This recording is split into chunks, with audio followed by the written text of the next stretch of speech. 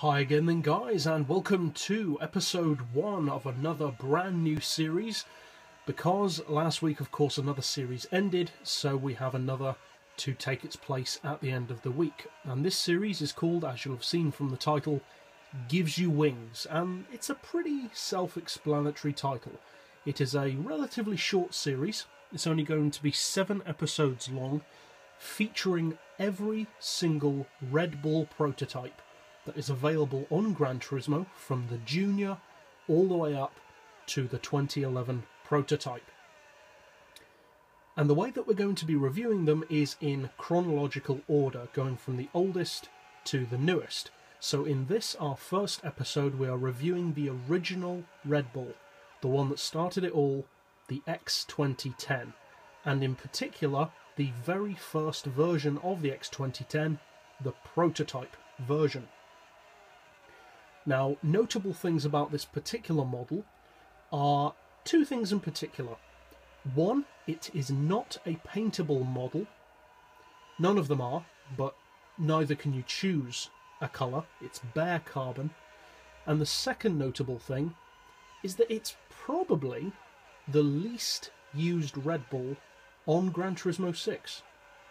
You don't see anyone using this car, and you can kind of understand why. It's not as quick as the X2011, and it doesn't have the colour options of the normal X2010. So it kind of falls into a bit of a no man's land. It's not really fast enough to justify the bare carbon, but also not colourful or eye-catching enough to justify buying over the regular X2010.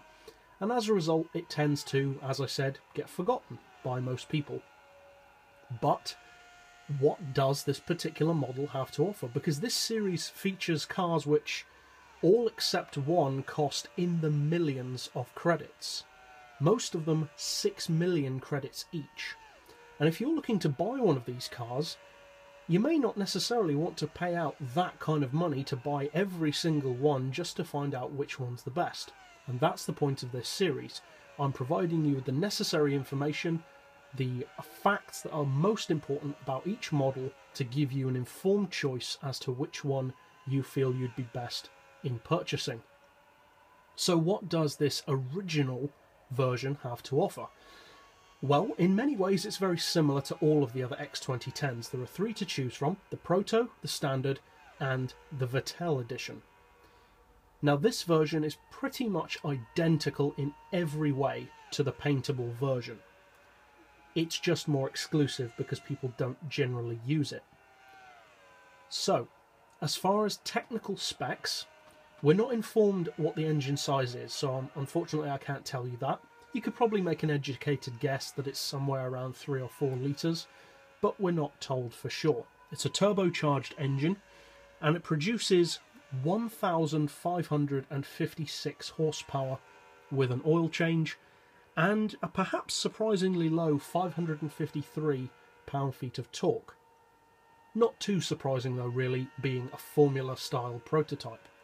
It weighs in at 545 kilos, which is exactly the same as the other X2010s, and also has the exact same power-to-weight ratio as the other X2010s, which is 2,855 horsepower per tonne, which is 2.9 horsepower per kilo, which is insane.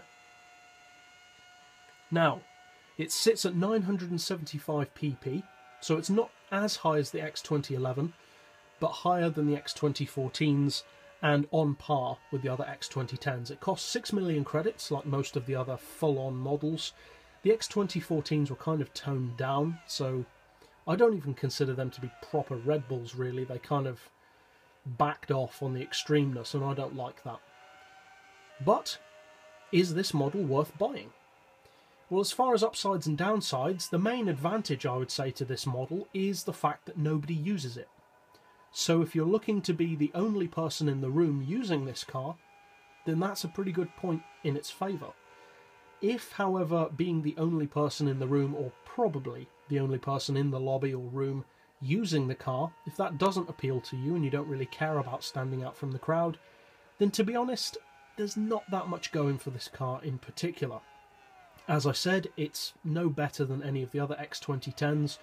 The Vettel is slightly more exclusive, and the coloured version is slightly nicer to look at. Overall then, it's a car for the connoisseur.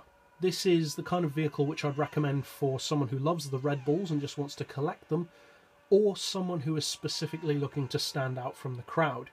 In terms of overall performance, the top speed is pretty much the same as the Vettel or the coloured version, which is around the 320 mph region, since it was restricted with the more recent updates, so fast enough to get the job done. Handling wise, it's exactly the same as the other X2010s, which is pretty good, I would say. Overall then, if you're a fan of being different from the crowd, or just a collector in general, then I would recommend it.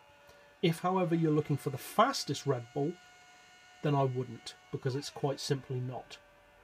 So, that's it for our first episode of Gives You Wings. As I said, it's going to be a relatively short series, only around 7 episodes, unless, of course, Polyphony adds a new Red Bull in the time that I'm covering the series, but that's highly unlikely. So, tune in again next week for the next chronological Red Bull in the series, which will be the X2010 paintable version. But for now, thanks for watching.